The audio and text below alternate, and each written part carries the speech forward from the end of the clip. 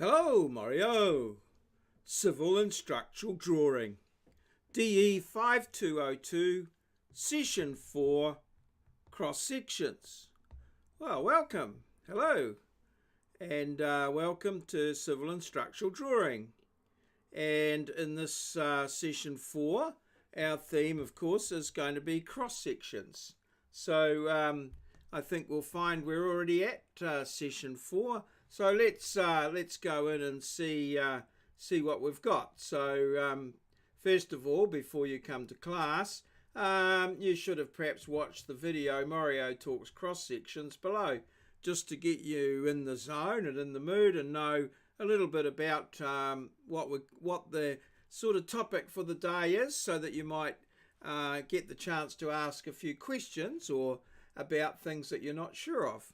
Of course, you can do that at any time you like during a live class, or by using the comments or email or text or any other medium that you have available. So questions are very important, as you'll find out in today's intro. So let's perhaps you can see here, then there was to review the tasks. So you would have gone through, had a look at some of the notes which relate to the video there, further notes on cross section, and a little bit of 5mm by 5mm graph paper, which is always helpful to have when you're doing cross sections and the like. It just helps you to keep a bit of scale and perspective going.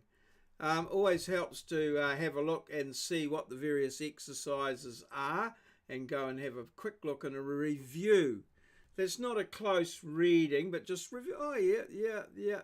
Just so you get an idea and of what's coming up and the sort of things that you could perhaps talk about. So then we'll go into the session notes, and this should be fairly familiar territory by now, this being your fourth session. So you've got to bring that up into the field of view, and slideshow from the beginning gives us a nice big full screen there with the intro and what have you there. All right, so now the session plan. The session plan is pretty much the same as it's always was, or always going to be there. So we can see that you'll come in and sign the register, always very important. If you don't sign the register, or your name's not recorded on the register, you're not here. So you must get your name recorded on the register for each session, or each part of a session. So this is part 1 of session 4 here, and you get that and log into Moodle. Always important that you can log into Moodle. And then we'll do the intro and basic 2D CAD and weekly tasks. So your chance to get in and do some of those in the classroom environment, where you've got the opportunity to get feedback from your tutor and other students, interact with other students, to sign off some aspects of your skill sheet, and catch up with other students who you may be studying with or collaborating with on various bits and pieces. So moving right along, let's see what we've got. The learning outcomes. So on the successful completion of this session, you should have investigated cross sections, acquired more CAD skills. You should always be acquiring more CAD skills each week, learning new skills as you work your way through the basic 2D CAD course. Updated your course diary and understood what to do before next week. So you know where you need to be, made sort of plans in your diary, hopefully, and just so that you're keeping up to date and getting a smooth transition through all the work and a good understanding. So we move on to the next slide. Oh, that seems to have appeared. Oh no, perhaps I have got that in there twice. I'm not sure. Yes, I have. I've got an extra slide in there, which I'll delete from the site in due course. So I always use these little intro videos as a bit of a rehearsal for what I'm going to do in class. So, rather than redo the video, I will delete that from the actual final PowerPoint, so that won't be there. And obviously I've skipped through it here. Hope is not a strategy. Now this, you might think, oh well, his big head's in the way, it's probably not that important. But this is important. Some students, you've got to actually work and have a strategy. Just thinking that you'll turn up to class and you'll do a little bit and you'll fiddle about here and that will get you past. That's not a strategy. It's a desperation, really. And to be quite honest, there's a saying that desperation is a stinky cologne. It's written all over your face. It doesn't work. It doesn't do its intended purpose. So just hoping that you do well is not enough. You've got to work at it, and you've got to have a strategy, and a systematic approach is probably the best. A little bit every day will accumulate. Just hoping, and that is not a strategy. It's not advised. You know, if this is what you're relying on, stop and start to get a strategy. Put some goals in your diary, get things moving ahead. Now, the key to all learning is questioning, is question everything. And this is you'll notice that this is one of the concerns that I have. Every week I ask for questions, and it's a little bit of an awkward pause in the classroom. We don't get the questions. And you must question everything. Get the questions and the conversations flowing. This is where learning occurs. It occurs in the questioning, answering the questions, putting the questions together. Now, I'm using a consultant in this PowerPoint, Mr. Albert Einstein. I've just asked him to come in and just give you just a few quick little quotes for your benefit. So, thank you, Albert, for coming in today and helping us out. Now, he says here, if I had an hour to solve a problem and my life depended on it, I would use the first 55 minutes determining the proper questions to ask. So if his life depended on it. And Albert probably lived in a time when at various points, his life may well have depended on his ability to assess a situation and what have you. Had he not made the decision to perhaps, get out of Europe and go to the States and things like that, his life could well have been, dependent, it'd be in jeopardy. And as were probably the lives of a lot of his friends and colleagues and things like that, would have been lost along the way. So he would not have said this lightly. This would have been based on a very deep personal experience and understanding. So it's if my life depended on it, I would use the first 55 minutes determining the proper questions to ask. And so, I'm not asking you, I'll take any questions.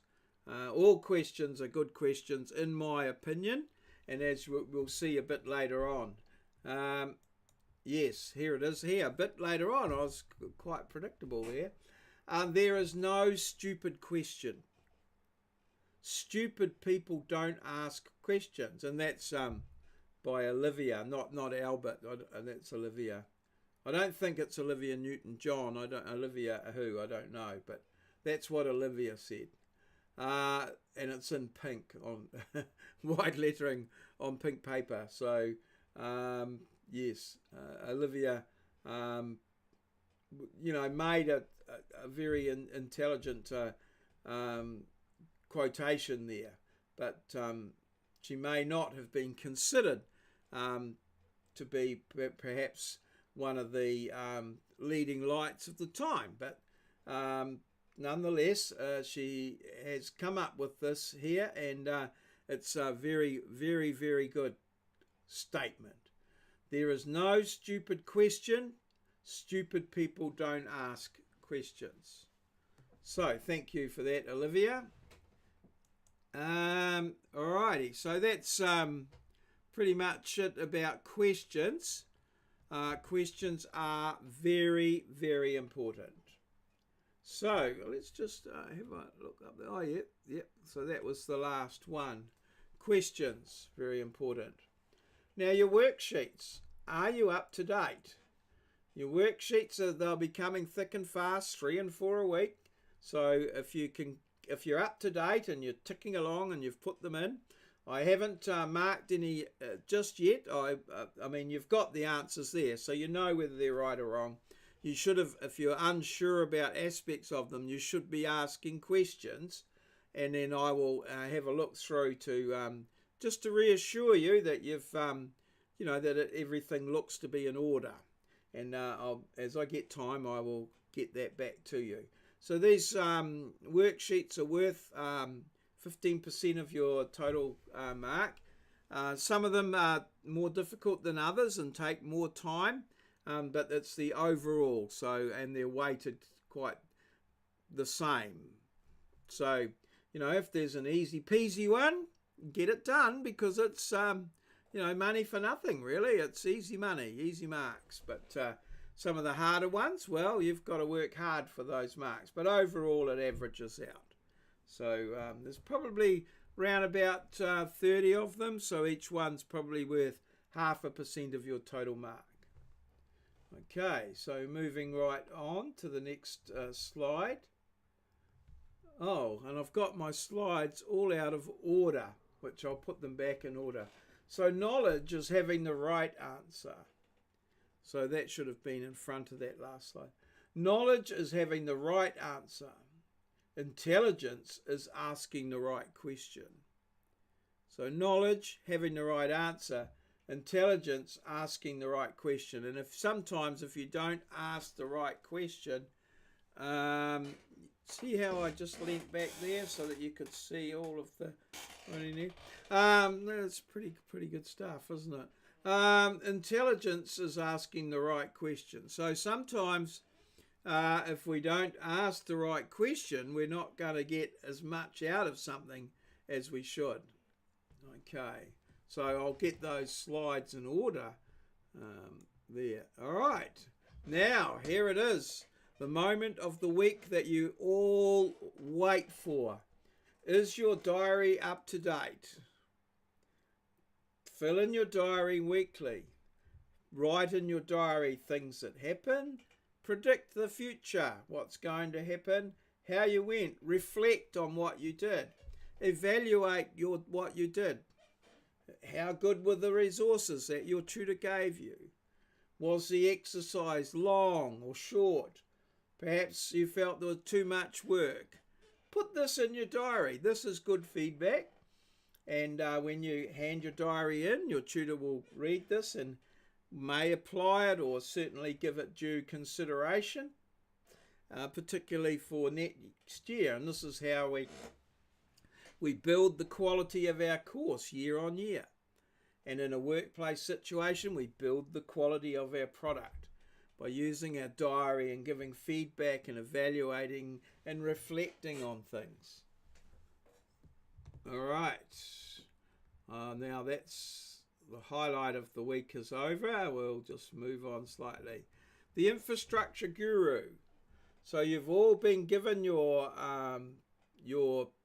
specialist topic, and no one so far has come forward to do a presentation just yet, but I'm looking forward to being approached to say that someone wants a spot in the class to be able to do their presentation. Now these have to be done sometime during, well, we don't want to do them all at once, so just a couple a week. So obviously full credit will go to the first person off the block, but get it done. Let's get the ball rolling. It may be easier for subsequent people once they've seen someone give a presentation. You can use that as a benchmark and move ahead. But yeah, this is what we want, and we want to get this information onto our Moodle site so that we can work with it. So looking forward to someone coming forward now pretty soon. We've been going 4 weeks, so one would expect to see the first infrastructure guru, the inaugural guru, come forward and do their stuff and get that completed and get the marks for it, 5 marks. So that's going to be worth roughly maybe 2.5% of your total mark, just getting all the guru things done. And it gives you a few challenges. I've been talking to 1 or 2 students who have been out on the ground and found their little bit of infrastructure and photographed it, and yeah, they're quite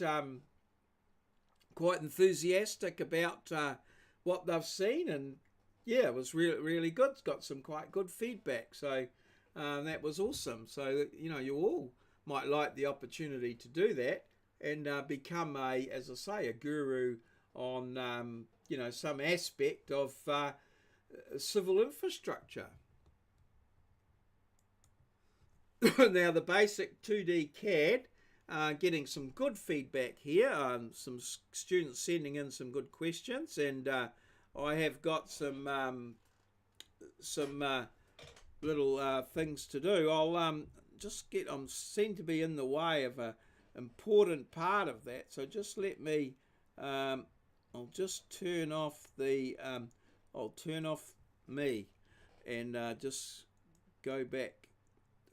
Transition through to there so that we can just read what's there. So the basic 2D CAD, and don't worry, I'll be back. Basic 2D CAD, 2 more weeks of class time, and then I'll be introducing the new civil project, the cul-de-sac project, and that will take us through to the midterm break. The cul-de-sac project take us through to the midterm break, and then all of those things will be due after the midterm break, and then from the midterm break onwards we will then go into the 3 other projects, the wood, the concrete, the wood and the steel projects, which worth 15% each as we go through to the end of the year. So only 2 more weeks, so you really need to get that CAD nailed. I see people are starting to finish off certainly I've seen some with the floor plan complete and some working halfway through the elevations. So certainly your floor plan should be coming towards completion, and your skills should be getting up there, and the elevation should be starting to be formed up. So yeah, you need to just keep an eye on your pace through that, because as I said, there's only 2 more weeks of class time, and then we start getting into the cul-de-sac, so after the midterm break. So there is an opportunity to work on the basic CAD during the midterm, but perhaps if you want to have more free time, maybe need to just do an extra hour or 2 each night now, and you'll be free at a later date. So yeah, always very good there. So I'm back, and yeah, we'll just move on ahead now, and here we go. Oops, what's happening? There we go. What's new in Moodle? So that's brought us to the end of the slideshow, and we're going to get out of here and go and have a look at Moodle. So let's get rid of that and rid of that, and we've had a quick go through the thing here. So yeah, that's back to Moodle. There's nothing too spectacular in here. I haven't added anything to the Ask Me Anything just yet. I've got a couple of things that I'm working on that I'll possibly bring up. In the basic 2D CAD, I did have a look at the Windows the windows explained about the windows. I've also had a couple of questions about the furniture. In the videos, I just show you how to do a sum of the furniture, and then leave it up to you. So certainly you need to make sure that the furniture is at the right scale. So just with a tape measure or something at home, just measure up a piece of furniture and just see what the basic dimensions of it are.